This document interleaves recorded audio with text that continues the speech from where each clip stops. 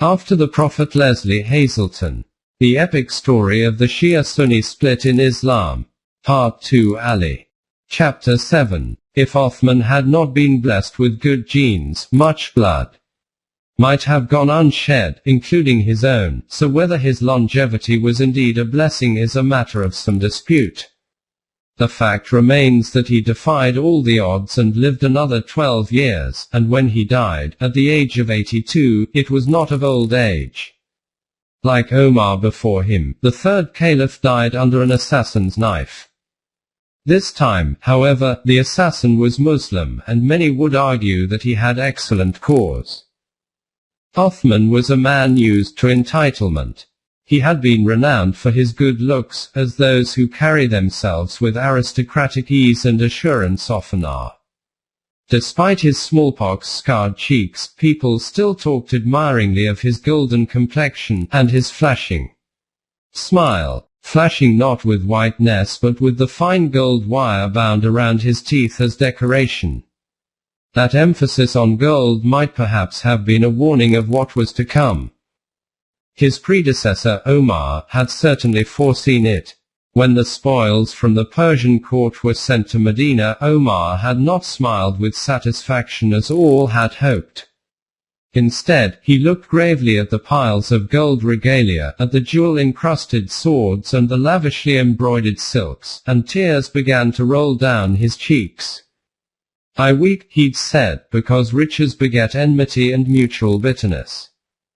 As the Arab Empire expanded farther still under Othman, across Egypt to the west, all of Persia to the east, the Caspian Sea to the north, so too did its wealth, and with that wealth came exactly what Omar had feared. Muhammad had wrested control of Mecca from Othman's Umayyad clan. But with one of their own now in the leadership of Islam, the Umayyads seized the chance to reassert themselves as the aristocracy, men of title and entitlement, and Othman seemed unable, or unwilling, to resist them. Nobody doubted his piety and devotion to Islam, but neither could anyone doubt his devotion to family. Top military positions, governorships, senior offices, all now went to Umayyads. Capable men were passed over for family cronies, and as might be expected when they had achieved the posts through nepotism, the new appointees were flagrantly corrupt. One senior general seethed in anger as his hard work went unrewarded and his authority was undermined by the greed of others. "Am I to hold the cow's horns while another man draws off the milk?" he protested. Under Abu Bakr and Omar, Muhammad's ethic of simplicity and egalitarianism had prevailed. But now conspicuous consumption became the order of the day, exemplified in the extravagant new palace Othman had built in Medina, with enclosed gardens, marble columns, even imported food and chefs. Where both Abu Bakr and Omar had taken the relatively modest title of deputy of Muhammad, Othman took a far more grandiose one. He insisted on being called the deputy of God, the representative of God on earth, thus paving the way for the many future leaders all too eager to claim divine sanction for worldly power. The old Meccan aristocracy rapidly became the new Muslim aristocracy. Othman began to deed vast private estates to his relatives, some with thousands of horses and as many slaves. In Iraq, so much of the rich agricultural land between the two rivers was given to Umayyad nobles that the whole of the Mesopotamian valley gained a new, ironic nickname, the Garden of the Umayyads. The other legacies of Othman's rule, the authoritative written compilation of the Quran and the further expansion of the empire north into the Aegean, west along the North African coast, and east to the frontiers of India, were increasingly overshadowed by what was seen as the Umayyad stranglehold on power. The ruling class of Mecca was back in control, and with a vengeance. There was no doubt as to who was drawing the milk, and the ones left holding the horns became increasingly outspoken as nepotism and corruption devolved into their inevitable correlates. Wrongful expropriation, deportation, imprisonment, even execution. The most respected early companions of Muhammad began to speak out in protest, as did all 5 of the other men who had sat in caucus and elected Othman, and none more clearly than Ali. The property of Islam was being embezzled, he warned. The Umayyads were like a pack of hungry animals devouring everything in sight. Othman shrugs his shoulders arrogantly, and his brothers stand with him, eating up the property of God as the camels eat up the springtime grasses. Once that brief treasured lushness was gone, only barren desert would be left. But the voice that gained the most attention was that of Aisha, who found herself for once on the same side as Ali. That doted, she called Othman a doddering old man in thrall to his relatives. And the word stuck, demeaning and mocking. Some said she was roused to action only when Othman reduced her annual pension to that of the other mothers of the faithful, challenging her prominence.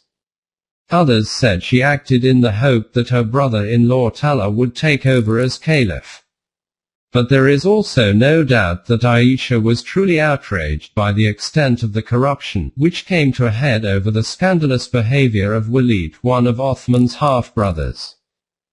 As the governor of the garrison city of Kufa in central Iraq, Walid did not even bother to disguise his aristocratic disdain for the residents under his control.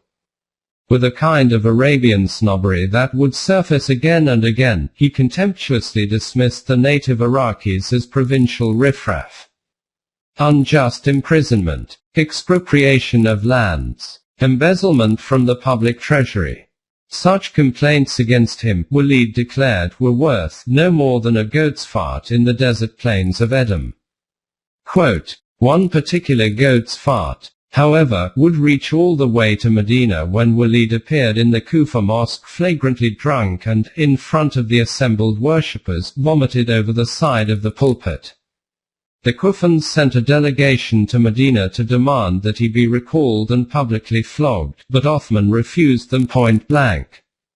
Worse, he threatened to punish them for daring to make such a demand, and when they then appealed to the leading mother of the faithful for support, he was heard to sneer in disdain. Can the rebels and scoundrels of Iraq find no other refuge than the home of Aisha? Quote, the gauntlet was thrown. A challenge not just to the rebels and scoundrels of Iraq, but to Aisha herself. As word spread of Othman's sneer, many thought it a foolish thing to have done. Perhaps Aisha had been right in calling Othman a dotard. Perhaps he really was losing his grip, or at least his judgment. Certainly it seemed that way when a respected Medinan elder stood up in the mosque in public support of the Iraqis' demands, and Othman's response was to order him thrown out. So violently that 4 of his ribs were broken. If Aisha had been outraged before, she was now incensed. That the guilty should go free and the innocent be beaten. No curtains or veils could stop her. Covering her face in public did not mean muffling her voice, not even. Particularly not in the mosque. The following Friday she stood up at the morning prayers, brandishing a sandal that had belonged to Muhammad.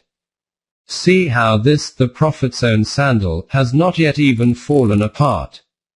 She shouted at Othman in that high piercing voice of hers. This is how quickly you have forgotten the sunnah, his practice. Quote, how could Othman have underestimated her? But then whoever would have thought that a mere sandal could be used so effectively? As the whole mosque erupted in condemnation of the caliph, people took off their own sandals and brandished them in Aisha's support. A new propaganda tool had made its first powerful impression. One not lost on all the caliphs and shahs and sultans of centuries to come, who would produce inordinate numbers of ornately displayed relics of the Prophet. Sandals, shirts, teeth, nail clippings, hair. To bolster their authority, Othman was left with no option but to agree to Walid's recall. He delayed giving the order, however, and balked at the demand for a flogging. Nobody could be found who was willing to administer the required 80 lashes, he claimed, though this was clearly untrue. Worse, the contrast with his predecessor Omar could not have been stronger. Nobody had forgotten that Omar had ordered precisely the same punishment for one of his own sons, who had then died under the lash. Under Omar, loyalty to the principles of Islam had trumped any loyalty to family. A principle now utterly undermined by Othman. Merely recalling his half-brother was no longer enough. Letters calling for stronger action traveled the desert routes between Arabia, Egypt, and Iraq, and among them, fiery broadsides from Aisha. Writing in the name of all the mothers of the faithful, she called on true Muslims to defend Islam against injustice and corruption. The response took even her by surprise. Within weeks, 3 columns of heavily armed warriors had arrived in Medina. One each from the garrisons of Kufa and Basra in Iraq, and one from the garrison of Fustat in Egypt, just south of what would eventually be the city of Cairo. These were no provincial riffraff.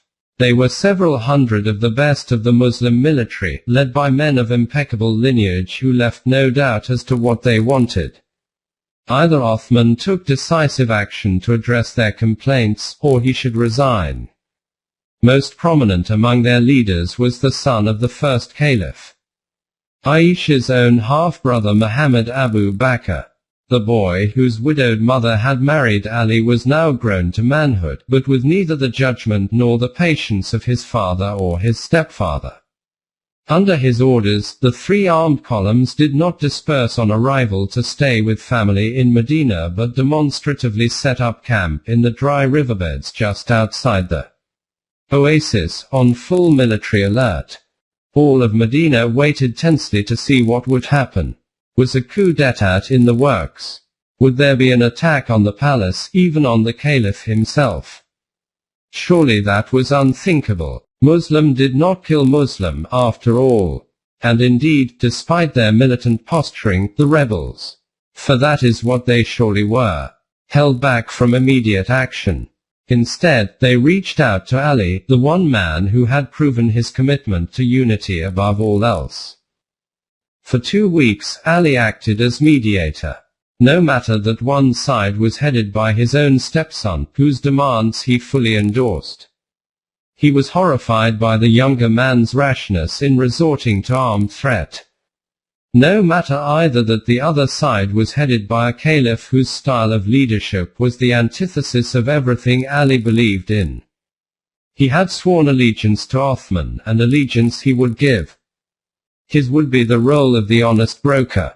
His ultimate loyalty to neither side, but to the good of Islam, and he might well have succeeded were it not that every step he took was undercut by Othman's cousin and chief of staff, Marwan. Marwan was known as Ibn Tarid, the son of the exile, at least when his back was turned. The exile in question was his father, who had been a leading Umayyad opponent of Muhammad's. When Muhammad had conquered Mecca, he had given all the Quraysh a last chance to be accepted into the Islamic fold as full members of the community. The sole exception he made was Marwan's father, whom he so distrusted despite his last-minute avowal of faith that he ordered him banished along with his family to the mountain city of Taif. Both Abu Bakr and Omar had kept the order of exile in place, but when Othman became caliph, he had revoked it and called his young cousin to Medina to serve as his chief of staff. It was a position of enormous power, and one that Marwan lost no time taking advantage of.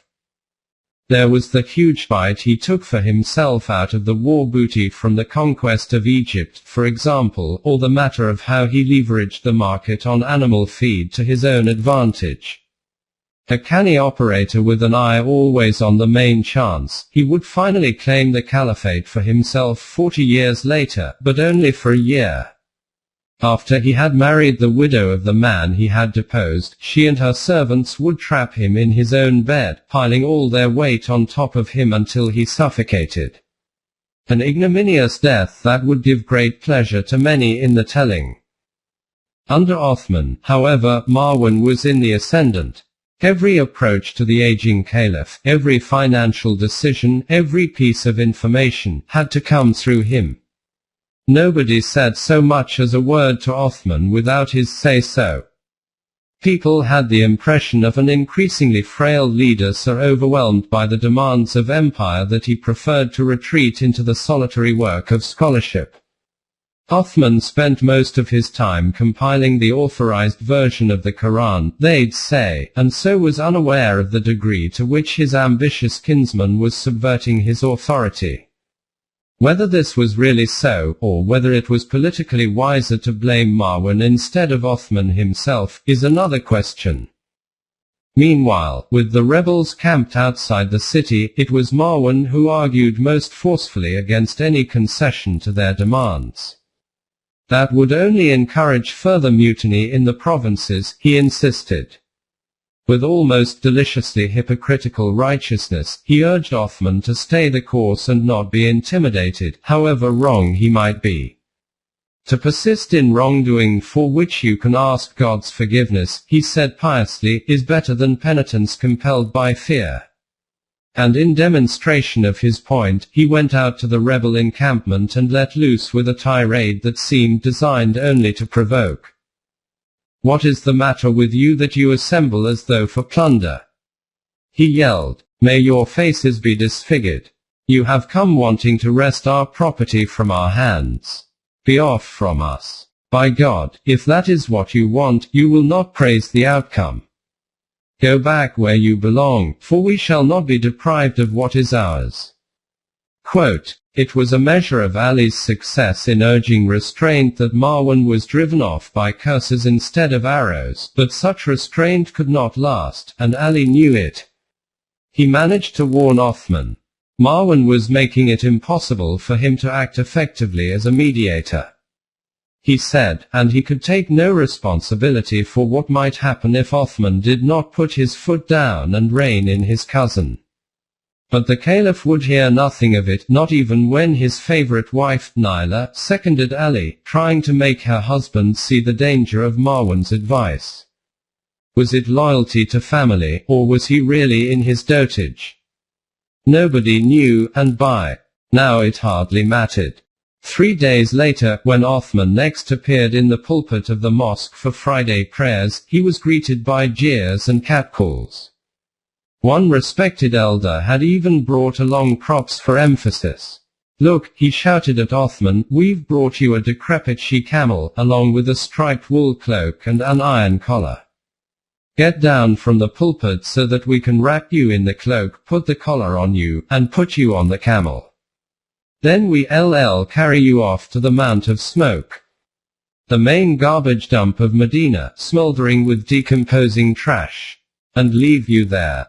And with that, to drive the message home, the crowd began to fling pebbles at the pulpit, a hail of them aiming hard and true, striking the aging caliph and knocking him unconscious. For the caliph to be stoned unconscious, and in the mosque itself. This was surely full-scale rebellion, an invitation to the harshest of reprisals, as Marwan had urged. Yet even as he was recovering from the stoning, Othman steadfastly refused to order the use of force. Whatever his sins, he said, he was a devout Muslim, and as such, he was determined that no Muslim blood be shed at his order. Yet with equal determination, he refused to resign. Perhaps he really did not grasp the extent of what was happening, or perhaps he truly did believe that he was the deputy not of Muhammad but of God. He hadn't the right to resign, he maintained. I cannot take off the robes in which God has dressed me. And with this, he signed his death warrant. The question was who would write that warrant, for it did indeed exist. It took the form of what came to be known as the secret letter, lying in wait to be discovered just when it looked as though the crisis had been diffused, and open conflict averted. After that stoning in the mosque, Othman had appeared truly shaken and chastened, professing profound regret at having let things develop to such a pass. Now at last he acknowledged the justice of the rebels' demands and pledged not only to dismiss the two most controversial of his governors, his half-brother Walid in Kufa and a brother-in-law in the Egyptian garrison of Fustat, but to appoint Ali's stepson Muhammad Abu Bakr the new governor of Egypt. Moreover, lest anyone doubt the sincerity of this pledge, Ali would stand as its personal guarantor. If one could hear a city sigh with relief, it would have been Medina at that moment. The crisis had been averted, and justice achieved. With Ali's word as their pledge, the rebels struck camp and set off on the long ride back to the garrisons. All might have been well if just 3 days into their journey back to Egypt. The young Abu Bakr and his men had not seen a messenger riding full tilt behind them, evidently intent on overtaking them. They stopped and questioned the messenger, and when they realized he was in the service of the caliph, they searched his saddlebags. There they found a heavy brass inkpot of the kind used by professional scribes, with ink powders and mixing bottles set into a solid base, and compartments for parchment and quills, knives, and seals. One of these compartments was a secret one, however, and inside it they found a letter stamped with Othman's personal seal and addressed to his brother-in-law, the governor of Egypt he had just pledged to replace. All the leaders of the returning rebels were to be arrested instantly, the letter instructed. First, their hair and beards were to be torn out, a calculatedly emasculating form of punishment when so much male pride was vested in long hair and ample beards. And then they were to be given 100 lashes each. If any still survived, they were to be thrown in prison. What more was needed? With the written evidence of double dealing in their hands, the rebels turned around. 3 days later they were back in Medina, and this time they didn't merely camp on the outskirts. In no mood to negotiate, they surrounded the palace and placed it under siege. The seal on the letter was clearly Othman's. Indeed, he acknowledged as much when faced with it. But the letter itself, he swore he'd had absolutely no knowledge of it. Nobody knew for certain if this was the truth or merely plausible deniability.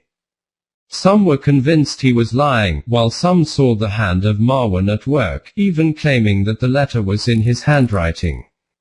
Others argued that it made no difference whose handwriting it was. The caliph's seal was on the letter, they said, and if his seal could be used without his knowledge, he had no right to his position. Eventually, it was even rumored that it was Ali who had arranged for the letter to be planted and discovered in order to bring about Othman's downfall. And said too that this rumor had itself been planted by Marwan. There was room enough in the story to support any number of conspiracy theories.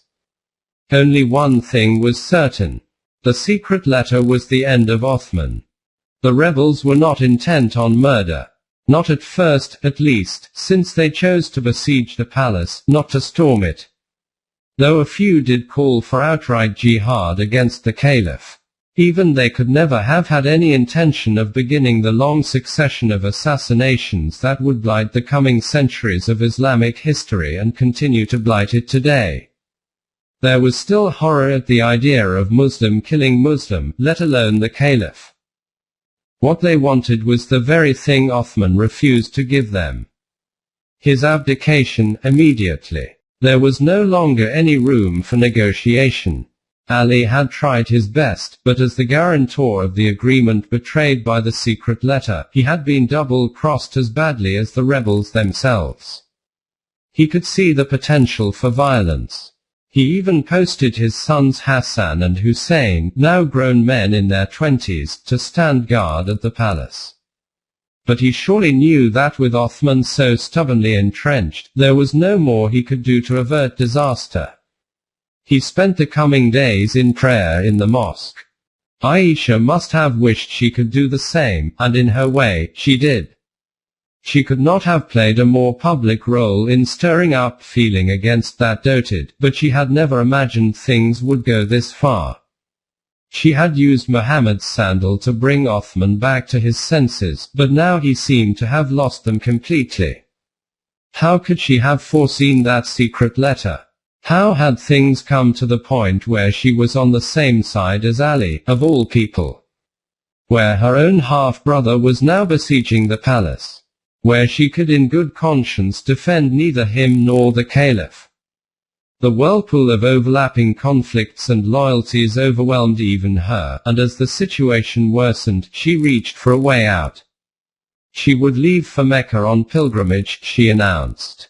Not the Hajj but the Umrah, the individual, lesser pilgrimage that could be made at any time of the year. The moment he heard of her plans, Marwan recognized the danger. Aisha's leaving under such circumstances would be taken as a clear signal to the rebels that she would not stand in their way. A silent but powerful blessing of their position. He slipped out of the palace under cover of darkness and made his way to her house. She could not leave, he argued. She had helped create this situation with those fiery letters and speeches of hers, and now she was duty-bound to stay and help resolve it. If Othman had scorned her for sheltering the rebels and scoundrels of Iraq, he had been wrong. He needed her influence with them now, lest things get completely out of hand. But it was too little, too late. Just a few weeks earlier, Aisha might have taken a certain pleasure in the caliph's right-hand man pleading with her. She might have taunted him with his newfound respect for the mother of the faithful, and would certainly have found a way to turn the situation to her advantage. By now, however, there was no longer any advantage to be had. "You're running away after setting the country ablaze," Marwan finally accused her, but Aisha would have none of it.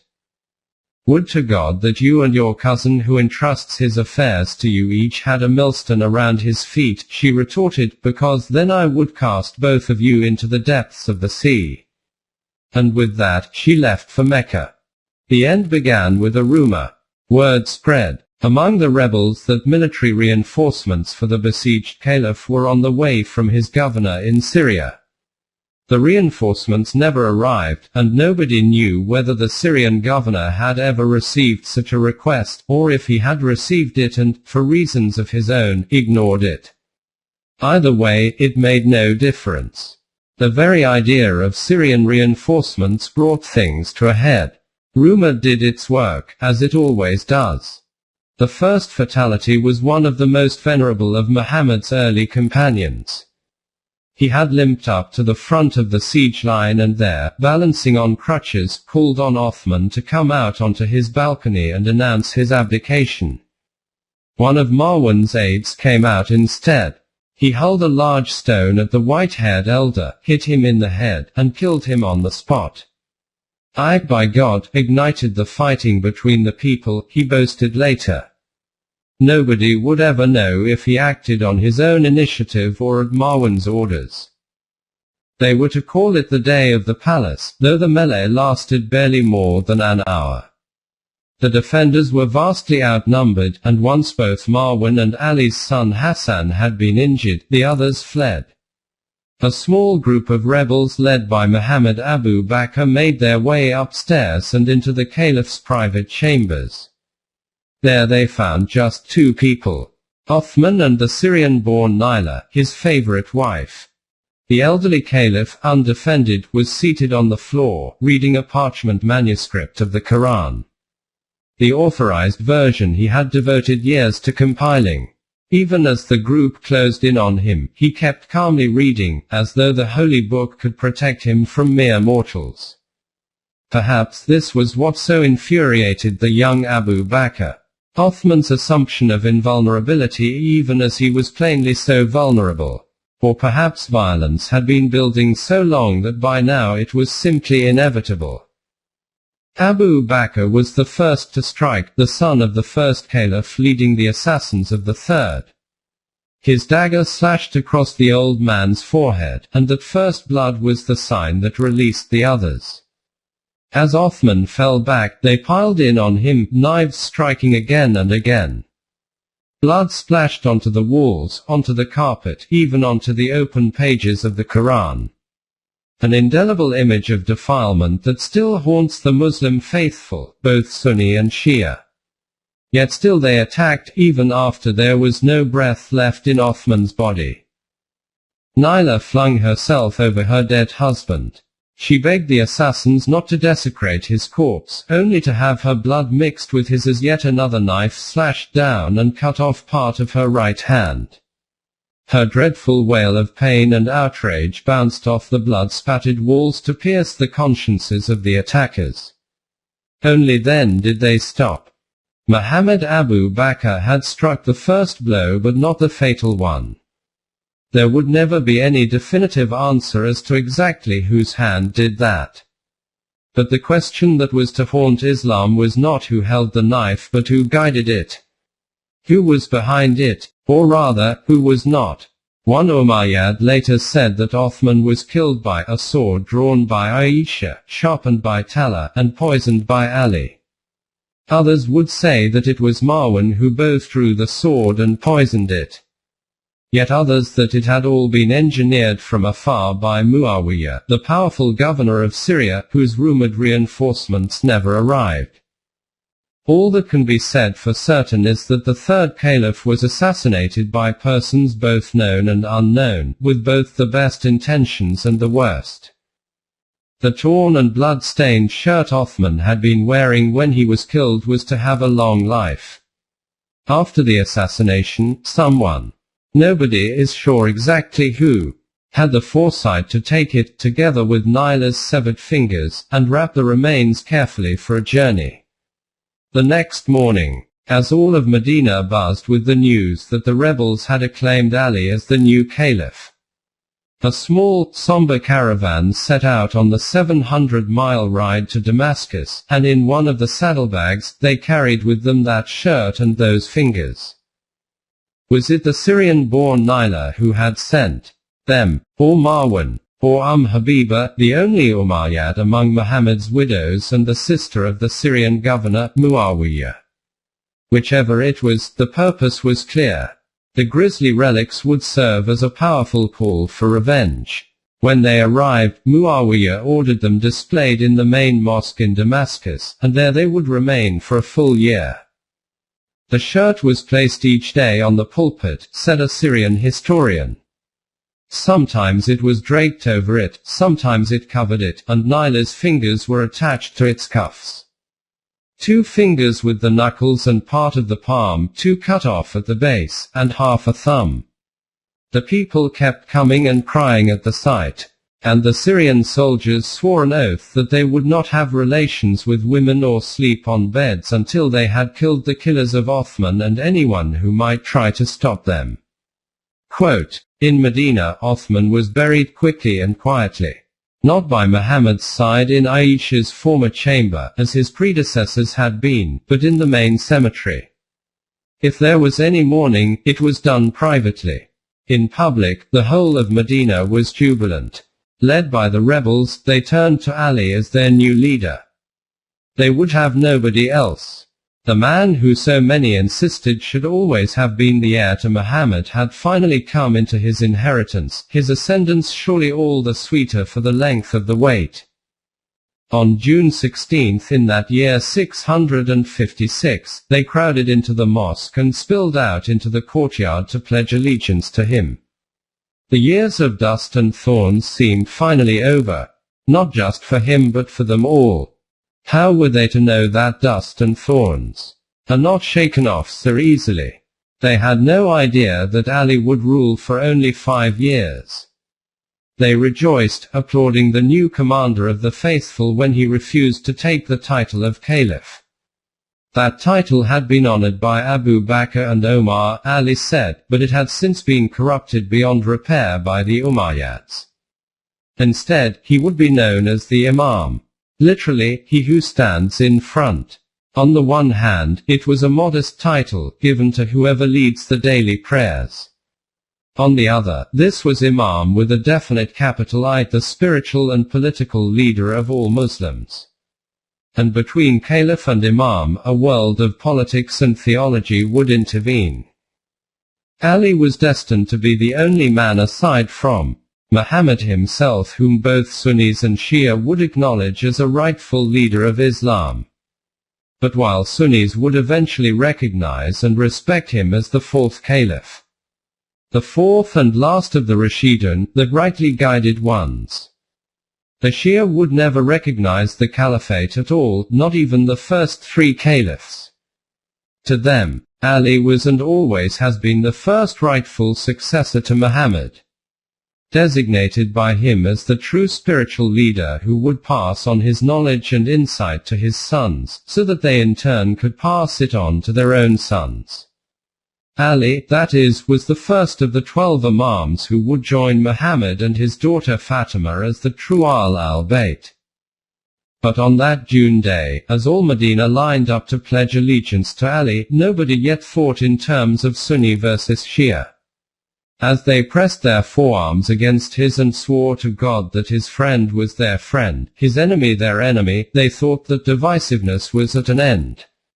Ali was the one who would reunite Islam. There would be no more greed, no more self-aggrandizement, no more corruption. The stranglehold of the Umayyads had been broken, and a new era dawned. Under Ali, they would return to the true path of the Prophet. Yet even as they celebrated, as the drums were beaten and the children danced and the women's ululations lifted joy into the air, that bloody shirt and those severed fingers were on their way to the pulpit in Damascus.